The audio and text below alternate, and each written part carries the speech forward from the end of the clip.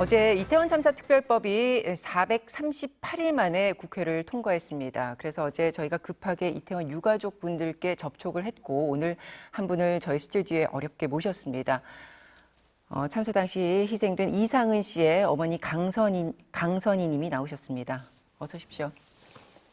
네, 이렇게 생방송 인터뷰에 응하시는 게 그렇게 편치 않으실 텐데 나와주셔서 고맙습니다. 제가 혹시라도 질문을 드릴 때 불편한 부분이 있으시면 편하게 말씀해 주십시오. 알겠습니다. 특별법이 1년 하고도 2달이 넘겨서 어제 국회를 통과했습니다. 어제 네. 저희가 화면을 봤더니 본회의장에 유가족 분들도 함께 계셨던데요. 어머니도 같이 계셨던 네, 건가요? 맞습니다. 어떻게 지켜보셨습니까? 사실 본회의 직전에 여야 합의가 결렬돼서 이제 야당 단독으로 처리될 것이라는 걸 알고는 있었는데 그래도 마음이 조마조마하더라고요. 그리고 통과가 되면 좀 기쁠 줄 알았는데 네. 생각보다 마음이 가볍진 않았습니다. 그건 어떤 이유에서 그렇게 마음이 가볍지 않으셨습니까?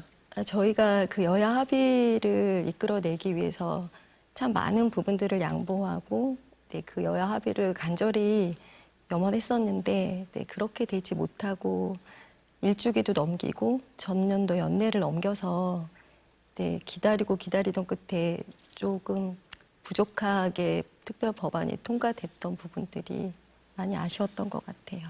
합의를 이루었으면 좋았을 텐데 네. 우리가 요구했던 부분 많이 접었는데 네. 그럼에도 합의 없이 그냥 야당 단독으로 네, 통과되는 네. 이 부분이 너무 아쉬웠다는 네, 말씀을 하시는 맞습니다. 거예요. 통과 직후에 가장 먼저 하신 일은 어떤 것일까요? 우선은 이제 상은이랑 159명의 별들, 그리고 저희 그동안 싸워왔던 유가족분들, 그리고 저희가 이 특별법 제정을 위해서 해왔던 많은 활동들이 주마등처럼 이렇게 스쳐 지나갔고요. 첫 번째로 저희가 이제 기자회견을 하고 아쉽고 감사한 마음을 기자회견으로 전달했고 바로 시청 분향소에 가서 아이들 영정 앞에 특별법 헌정식을 진행했습니다. 지난해 저희 뉴스데스크 보도에 인터뷰를 하셨던 부분이 네. 따님 그 상은 씨의 옷을 안으면서 이제 채취가 난다 하셨던 그 장면이 잊혀지지가 않습니다. 네. 어제 저녁에도 댁으로 돌아가셔서 네.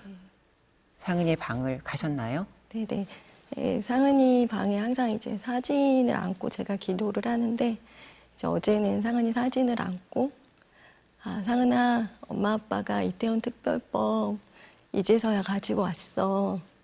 너무 늦어서 미안해. 이렇게 인사를 했죠. 네. 그동안에는 얼마나 많은 시간 동안 그 사진을 끌어안고 이 법을 꼭 통과시켜 주겠다. 네네. 이런 약속을 하셨을 것 같아요. 네. 우선은 이제 상은이 보내고 이제 정신을 못 차리다가 49제 때 이제 상은이한테 처음 약속을 했어요. 그러니까 엄마 아빠가 살아남아있는 자의 소명으로 너희들의 명예를 회복시키고 진상규명을 반드시 이뤄내서 안전한 사회를 만드는데 최선을 다하도록 하겠다. 그런 다짐을 상은이한테 했고요.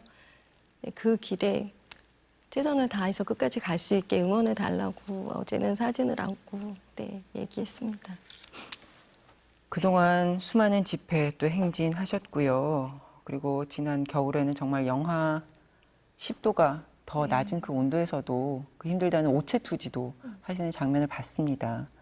며칠 전에는 또 시청 분향소에서 국회 앞까지 행진도 하셨고 정말 많은 긴 시간들이 있었는데 그 오랜 투쟁 가운데서 가장 기억에 남는 어떤 한 장면이 있을까요?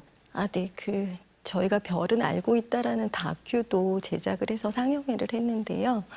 근데 그때 이제 어떤 시민분이 이제 언제부턴가 우리 사회가 참사 피해자들이 뭔가를 해서 얻어내야 되는 이런 것들이 당연한 공식처럼 받아들여지는 게 가슴 아프다라고 하셨어요.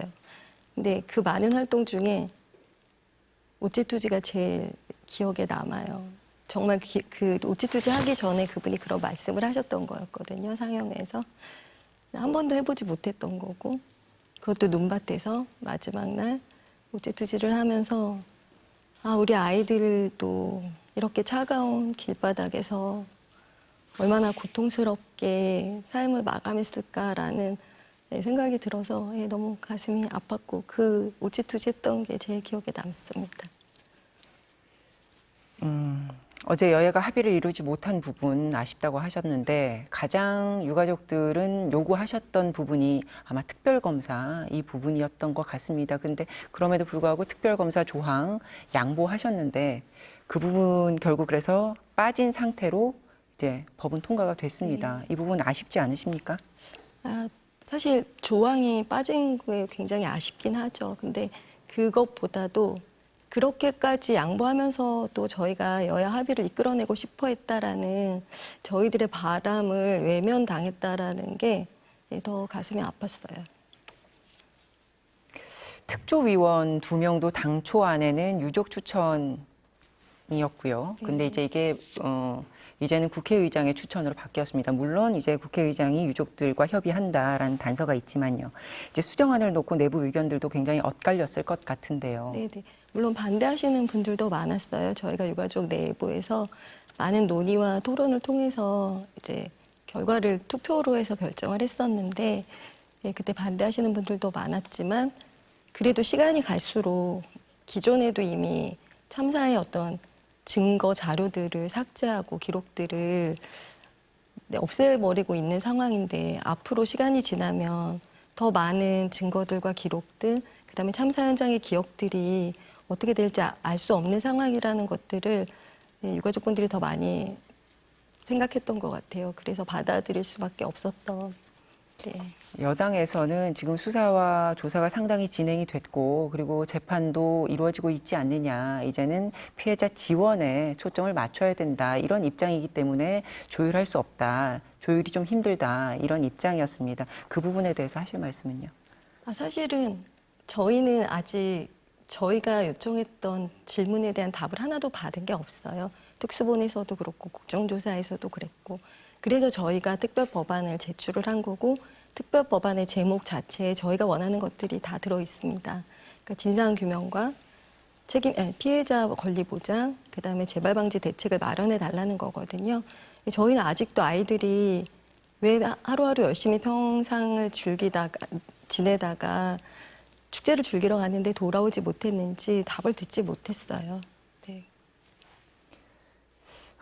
검찰이 김광호 서울경찰청장 처분과 관련해서 그 결정을 수사심의위원회 수심위에 넘기겠다 이렇게 보도가 났는데요. 사실 이건 이전에 서울서부지검 수사팀이 기소 의견을 이미 냈던 부분이고요. 또 그리고 이런 유사한 사건들에서는 유죄라는 판례도 있었기 때문에 법원이 판단을 좀 받아볼 여지가 있다 이런 부분이었는데요. 이건 어떻게 보십니까? 저의 개인적인 생각으로는 이미 이 기소 의견을 서부지검에서 낸 지가 6개월이 이상 지난 걸로 알고 있어요. 그리고 저희가 그거에 대한 규탄 기자회견도 많이 했었고요. 제가 볼 때는 모르겠어요. 정부에서 그러는 건지 대법원에서 하는 건지 여당에서 하는 건지 모르겠지만 이 수사심의위원회라는 걸 통해서 뭔가 기소 의견을 취소하고자 하는 명분 쌓기 위한 것이 아닌가. 네, 그렇게밖에 생각되지 않습니다. 아쉽지만 그래도 특별법 통과가 다행이다라고 보시는 부분은 또 어떤 대목일까요? 우선은 이제 상은이는 세월호 동갑내기예요. 만약에 세월호 특별법이 제대로 제정돼서 재발방지 대책이 마련되었다면 이태원 참사는 일어나지 않았을 겁니다.